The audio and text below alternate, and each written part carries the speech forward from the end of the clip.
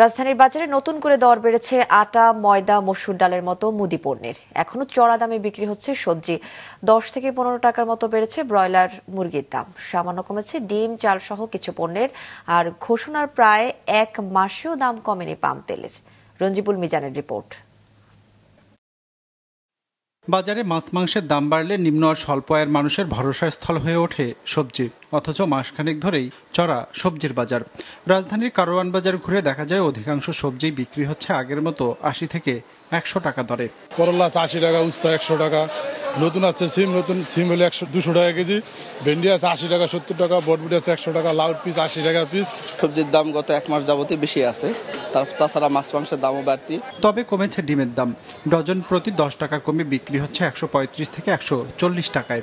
আগের মতো 290 থেকে 300 টাকা দরে সোনালী মুরগি বিক্রি হলেও 10 থেকে 15 টাকার মতো বেড়ে ব্রয়লারের কেজি উঠেছে 165 থেকে 170-এ। লাল ডিম আগে সপ্তাহ ছিল আপনার 140 থেকে 45, এখন 135 থেকে 40।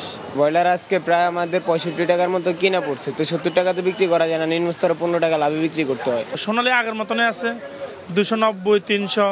দর বেড়েছে মুদি পণ্যরও। আটা, ময়দা কেজিতে 6 থেকে 10 টাকার মতো বেড়েছে। সবচেয়ে বাড়তি মসুর ডালের দর। ছোট দানার মসুর ডাল কেজিতে অন্তত 20 টাকা বেড়ে বিক্রি হতে দেখা গেছে 150 থেকে 160 টাকায়। বিক্রেতারা বলছেন এই দর বেড়েছে 10 থেকে 15 দিনের ব্যবধানে। 1 কেজি মসুর ডাল বিক্রি করতাম আমরা 145-50, এনবিসি 60, 58, 60, মানে এবারে 10 টাকা বাড়ছে।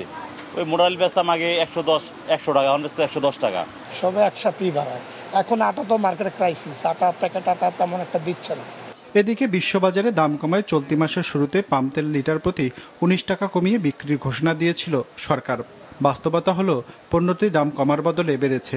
বেরেলে আগে কিনছি আপনার হলো 29,000, এর তেল হয়েছে আপনার হলো 31,000, বেরেলে হলো 2,000 বাড়ছে। খোলা সয়াবিন আর পামে বাড়ছে, কেজিতে আপনার 10 টাকা করে বাড়ছে। সপ্তাহের ব্যবধানে কেজিতে 1 থেকে 1.5 টাকা কমেছে মিনিকেট চালের দাম। ব্র্যান্ড ভেদে 80 থেকে 85 টাকায় বিক্রি হতে দেখা গেছে রাজধানীর সবচেয়ে বড় এই পাইকারি বাজারে। রঞ্জিবুল মিজান, মাছরাঙা সংবাদ, ঢাকা।